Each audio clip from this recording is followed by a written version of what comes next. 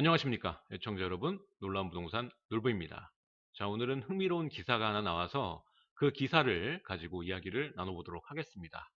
자, 오늘 국토연구원이 국토교통부에 제출한 2018년도 주거실태조사 최종 연구 보고서가 나왔습니다.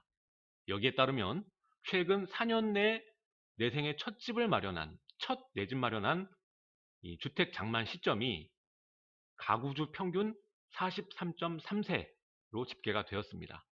그리고 이 보고서에는 이렇게 주택 장만 시점에 관한 부분뿐만 아니라 이 대출 비율, 그리고 수요층에 대한 이야기, 신혼부부나 청년층, 그리고 여기에 각 수요층의 설문까지 포함이 되어 있습니다.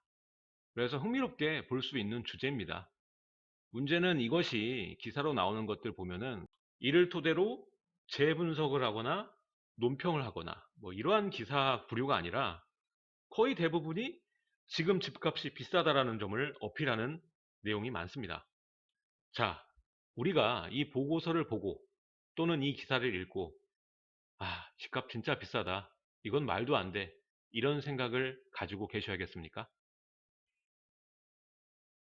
지금 저희 애청자분들께서는 그런 생각을 안 하시고 다른 측면으로 세상을 바라보셨으면 합니다. 그래서 오늘은 이 보고서의 주된 내용을 한번 살펴보고요. 어떻게 우리가 좀 더 발전된 생각을 할 수 있는지에 대해서 이야기를 나눠보도록 하겠습니다. 시청하시기 전에 좋아요와 구독하기 꼭 부탁드리도록 하겠습니다. 자, 가장 먼저 우리가 해야 될 것은 2018년도 주거실태 현황 조사 보고서가 어떤 내용으로 이루어졌는지 주된 내용을 살펴봐야겠습니다. 자, 제목에도 말씀을 드렸지만 평균 43.3세에 내 집을 처음 장만했다고 합니다. 그리고 이들이 이렇게 내 집을 장만할 때 평균 집값의 38%의 대출을 활용했다고 합니다. 그리고 신혼부부의 경우 신혼부부 평균치는 집값의 43%의 대출을 활용했다고 나오고요. 자, 이것들이 최근 4년의 데이터입니다. 구매를 통해서 기존 주택을 샀던지 아니면은 분양을 받았던지 아니면은 상속을 받았던지, 이 중에서 가장 높은 비율은 당연히 기존 주택 구매고요. 특히 서울과 수도권 같은 경우에는 기존 주택 구매가 60%가 넘었습니다. 그리고 분양 같은 경우가 20%대, 그리고 상속이 10%대였습니다. 자, 그리고 최근 4년의 데이터죠. 그 이전까지 포함을 했을 경우에는 평균 나이가 39세로 집계가 됐습니다. 자, 이 대목에서 중요한 부분은 시대가 가면 갈수록 내 집을 처음 장만하는 이 연령이 높아지고 있다는 데 있습니다. 많은 분이 집값이 많이 올랐기 때문에 집을 살 수 있는 나이가 뒤로 밀린 것이다 생각을 하실 텐데, 이것만 문제가 있는 게 아니라 아예 없다고는 할 수 없겠죠. 하지만 여러분들, 이런 기사 익숙하지 않으십니까? 5년 전에도 10년 전에도 이런 기사들 있었던 것 같은데. 자, 정말 중요한 이유는 여기에 있습니다. 여러분들, 집을 장만해야겠다라고 생각하는 시점이 언제죠? 가장 중요한 이벤트, 바로 결혼이죠. 결혼 전에 미리 집을 사놓는 분은 굉장히 적습니다. 거의 대부분이 결혼 시 내 집을 처음 장만하거나 아니면 이후에 장만을 하는 경우가 압도적으로 많습니다. 그렇다면 어떤 게 이유겠습니까? 지금 사회 문화가 바뀌고 있죠. 결혼하는 정년기가 뒤로 늦춰지고 있습니다. 따라서 이 데이터를 기준으로 한 처음 내 집, 처음 내 집을 마련하는 이 나이가 당연히 올라갈 수밖에 없다라는 겁니다. 사실 예전에도 서울이고 강남이고 지금 화폐 가치가 떨어졌으니까 예전엔 얼마였는데라고 생각을 하는 거지, 예전에도 사기 더 힘들었으면 힘들었지 그렇게 쉽지 않았습니다. 따라서 이 기사를 보시고 막연하게 이 서울의 집값이 너무 올라서 문제야 라고 생각하시는 불상사가 좀 없으셨으면 좋겠습니다. 자, 이 조사를 살펴보면 이것은 문제가 아닙니다. 심각한 문제가 따로 있습니다. 이 보고서에는. 기사들 보면은 이 내용에 대한 부분은 한 줄 처리밖에 안 됐더라고요. 근데 중요한 것은 바로 양극화입니다. 자, 보고서에 따르면 이 소득계층을 10분위로 나눕니다. 10개로 나눠서 그 중에 가장 하위 소득 가구 1분위부터 4분위까지를 평균치로 봤을 때 이들이 처음 집을 사는 시기는 전체 평균은 아까 43세였죠. 근데 소득 하위 가구를 기준으로 보면은 57세 정도에 처음 내 집을 사게 됩니다. 그러니까 환갑에 내 집 마련하게 된다는 거죠. 그리고 또 문제는 뭐냐면 아까 대출 비율 나왔죠.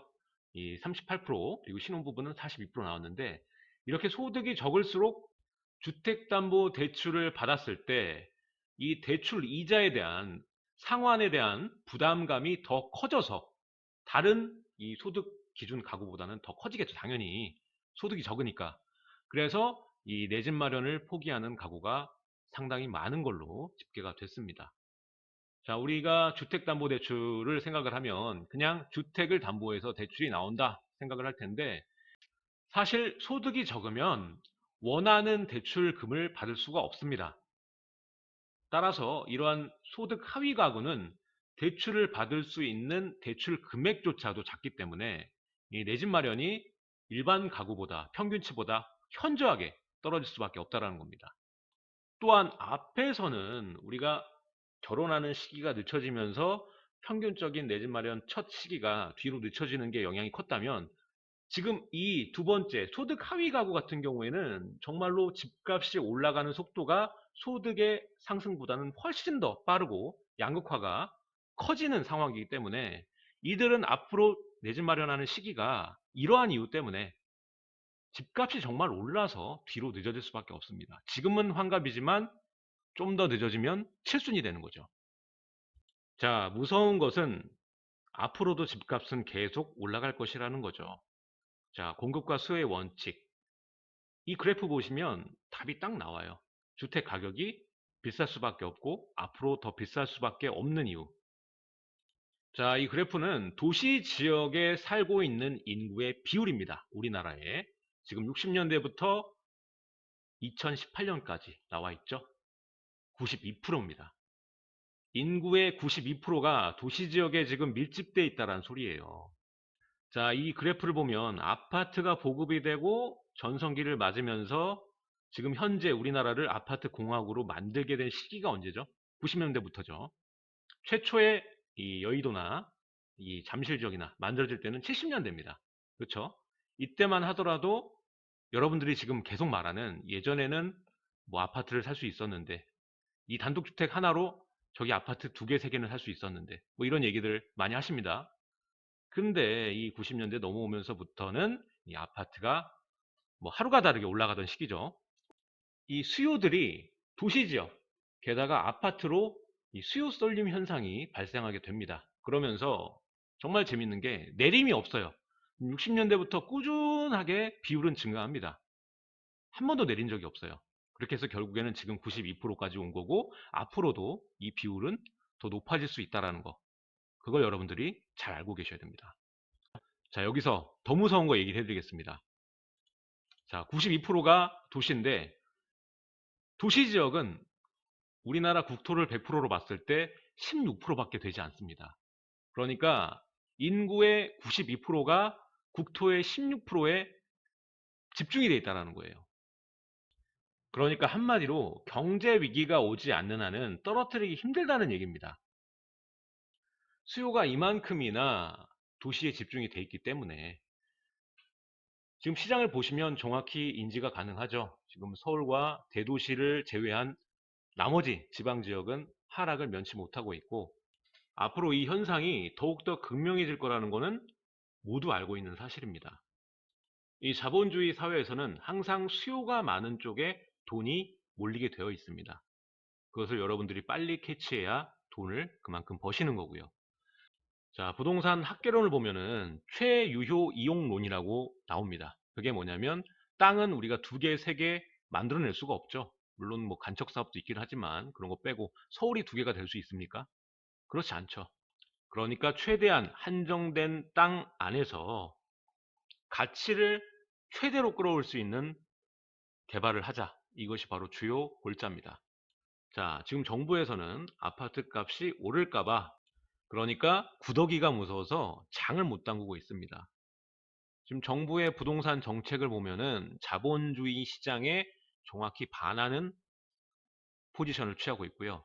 뿐만 아니라 최유효 이용론에서도 거리가 멉니다. 지금 3기 신도시 만들고 있죠. 그러면 나머지 2기와 1기의 기능적인 부분이나 그리고 앞으로 사회의 간접 자본들 개발에 들어가는 이 비용들 다 세금이죠. 지금처럼 서울의 집값이 당장 오를까 봐 걱정이 돼서 정치적인 목적을 가지고 이렇게 개발을 뒤로 미루게 된다면 지금 현재 서울에 노후된 부도심, 이 원도심들은 나중에 어쩔 수 없거든요. 다시 원도심 개발로 이 전환될 수밖에 없습니다. 정책상.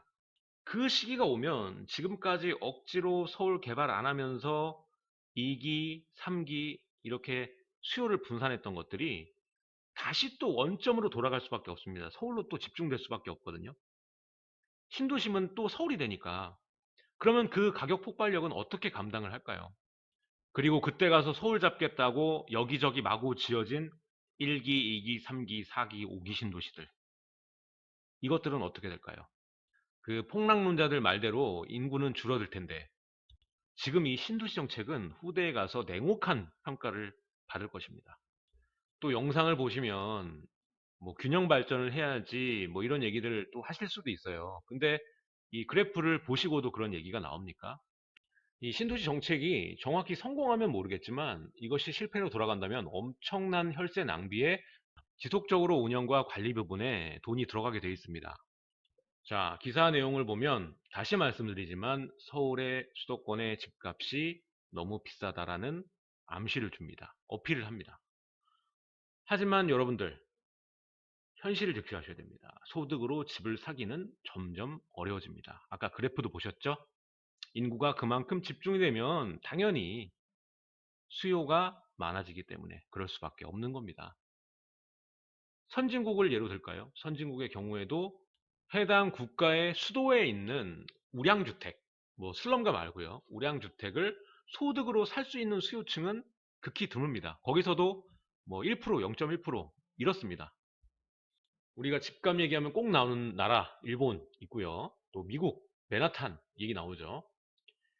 맨하탄이 강남보다 더 싸다 뭐 이렇게 얘기하는 분이 있어요. 그런 분들은 그쪽 가격을 정확히 알고 하는 얘기인지 모르겠어요. 물론 이 맨하탄에 정말 우량하지 않은 이런 일부 주택, 제일 싼 주택, 요거랑 강남에서 제일 비싼 주택 비교하면 강남이 더 비싸죠. 예를 들어 광주에 있는 가장 비싼 아파트랑 서울에 있는 변두리 나우루랑 비교하면은 광주가 더 비싸죠. 그렇다고 광주가 더 비쌉니까? 그건 아니라는 말입니다. 이러한 논리로 기사를 내고 또 이러한 논리로 얘기하는 분들, 무지한 분들 때문에 다수의 자들이 야, 서울이 그렇게 비싸대 얘기하시는 분들 보면은 좀 안타까운 부분이 있습니다. 물론 서울의 주택 가격이 뭐 싸다는 건 아닙니다. 싸다는 건 아닌데 해외 이 선진국 경제 규모가 어느 정도 일정 이상 간 나라들 보면은 대국들 보면은 수도의 주택 가격은 그리고 핵심 지역 주택 가격은 비쌉니다. 어쩔 수 없어요. 수요가 그렇게 몰리는데 그게 싸겠습니까? 그건 말이 안 되는 거지. 자, 자본주의를 택하고 있는 국가는 경제가 원활히 돌아가고 있다라면 경제는 계속 성장할 수밖에 없는 거고요. 경제 규모가 커지게 됩니다. 한마디로 쉽게 설명하자면 돈이 찍어져 나오는 수량이 계속적으로 커질 수밖에 없다라는 거예요. 경제 규모가 커진다는 건 찍어지는 화폐가 많아진다. 이렇게 보시면 됩니다. 그래서 인플레이션이 발생하는 거죠. 따라서 이렇게 규모가 커지면 커질수록 가치가 높은 토지는 하나밖에 없기 때문에 이 가치는 그대로일지 몰라도 가격은 규모가 커질수록 극대화될 수밖에 없습니다. 자, 그럼 오늘 내용을 보고 여러분들은 어떤 것을 느껴야 될까요? 최대한 빨리 내 집 마련을 하는 것이 돈을 버는 길이다. 이거는 이 자본주의 세상에선 진리라고 생각을 합니다. 그리고 여러분들이 내가 한 달이든 1년이든 얻을 수 있는 소득의 폭을 굉장히 넓게 만들어 줘야 돼요. 내가 노동하는 소득도 있겠지만 이 자산이 증가하면서 자산이 증가하는 이 소득도 있고요. 아니면 월세를 나서 이 월세 소득을 받을 수도 있고요. 임대차 소득. 이런 소득을 키울 수 있는 방법이 바로 재테크겠죠. 자, 이 노동 소득을 키울 수 있는 방법은 여러분들이 더 나은 직장, 더 높은 페이를 받을 수 있는 직장으로 회사를 옮기던가 아니면 자기가 사업을 하던가 이런 방법이 있을 테고, 아니면 추가적으로 결혼을 해서 이 와이프와 아니면 남편과 같이 맞벌이를 하는 것도 이 근로소득을 키울 수 있는 방법이죠. 이렇게 근로소득을 키우고 모으셨다면 그 다음에는 이 재테크를 하셔야 되는데, 재테크를 제2의 이 와이프를 고른다라고 생각하면 됩니다. 내가 재테크한 이 부동산 자산과 같이 맞벌이를 한다고 보시면 되는 거거든요. 자, 경제 규모가 커질수록 가치 높은 토지의 가격은 극대화된다. 이건 토지에만 한정된 것이 아니라 주택도 포함된 것이고요. 상가도 포함이 된 것입니다. 따라서 여러분들이 근로소득을 최대한 빨리 키우고 아니면 오래 모으셔도 상관없습니다. 모으셔서 눈을 빨리 떠서 이 지금의 와이프도 중요하지만 재테크의 와이프,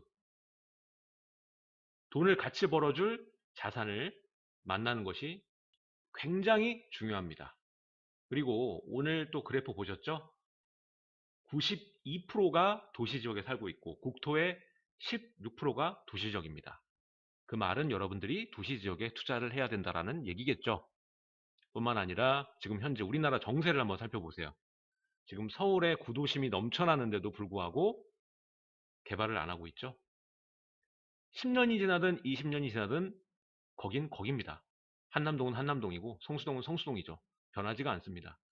따라서 지금 개발이 되지 않더라도 차후에는 다시 이 인구가 몰려있는 서울을 개발할 수밖에 없습니다.